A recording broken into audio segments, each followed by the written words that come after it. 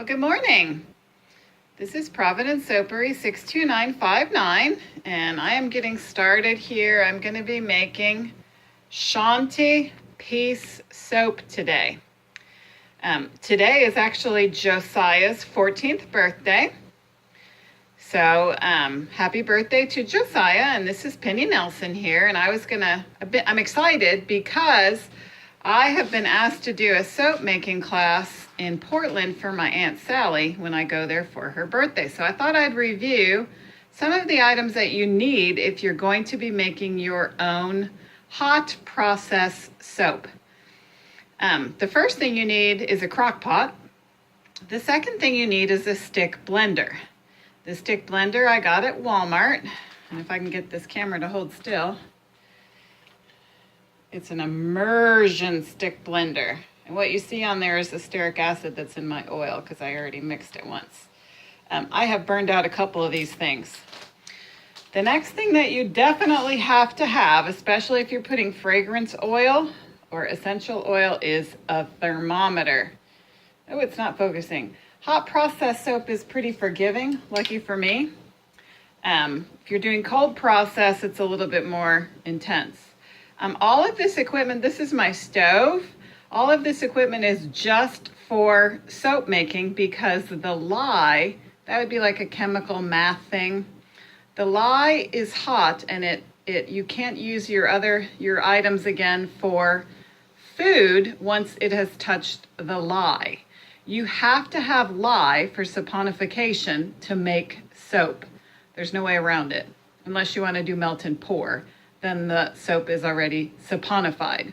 Another item that you need, okay, I have one glove on. Okay, I've got my lye water over here because I'm going to show you is a digital scale. Now, I heard of this clever trick, and you keep it in a plastic bag, okay?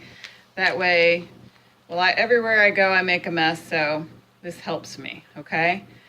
You have to have a digital scale. You need a recipe. I can help you with recipes. You need the rest of your tools. For today, what I'm doing is the Shanti, which is a vegan soap. So today in my oils, let's see if I can do this. Let's see here. This is a real-time amateur video. How do you like that? So in my crock pot today, I wonder if you can see me. It's so goofy when you can't see me. In my crock pot, I have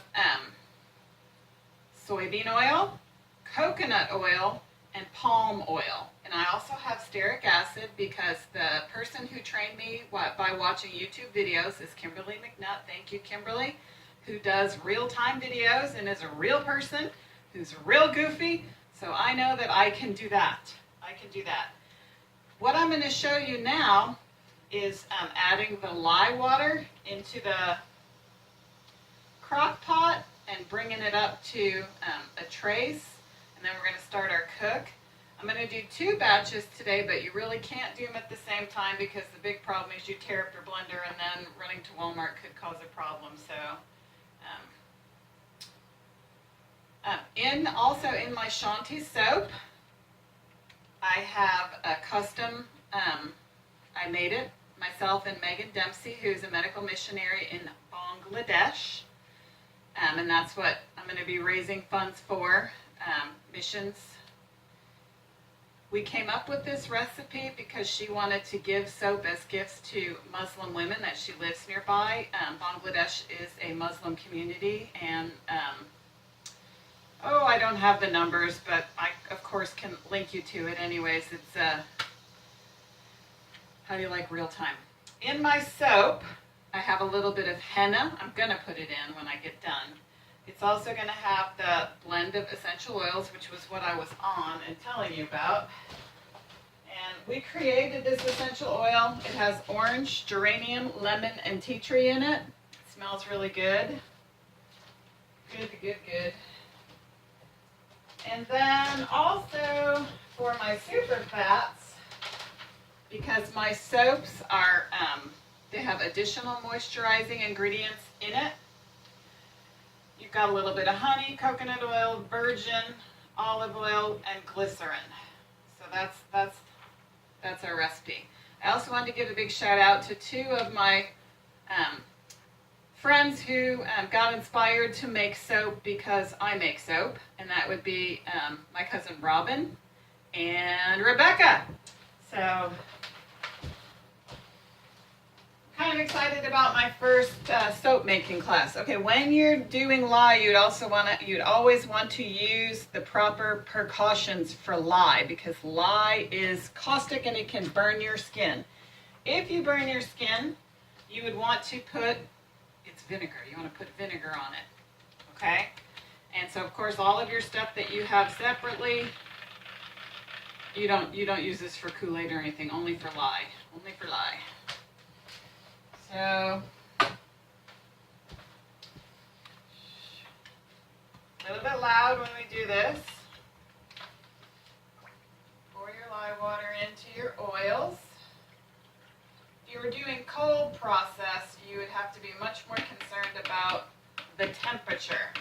Since I'm going to be cooking my soap, I don't really worry about it, and I've never had a problem so far. Lucky for me. If it was an exact science, it would not work for Penny. So what you're going to do is blend it.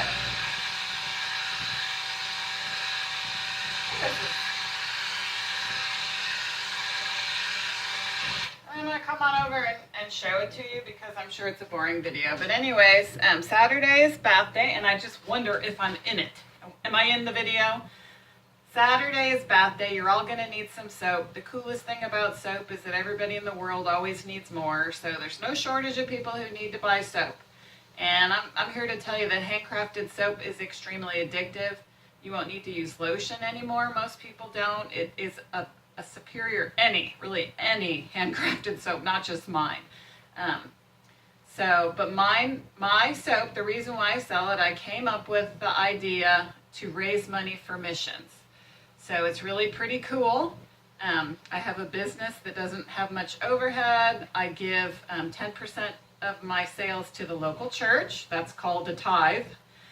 I'm going to be giving a certain percentage to Equipping Haiti, but it's basically after that, it's 45% also goes to missionaries or missions, just whatever I randomly decide, to help people who share the gospel of Jesus Christ and hope in the one true God, the Savior, however they do that. There's lots of different, mainly I like words. I like how people can share it with words. So anyways, Saturday's bath day, you're going to need some soap. Thanks for listening this far. And go ahead and help out with missions and missionaries. We would appreciate it by buying some soap. All right, that's real time. Thank you. Take the gloves off.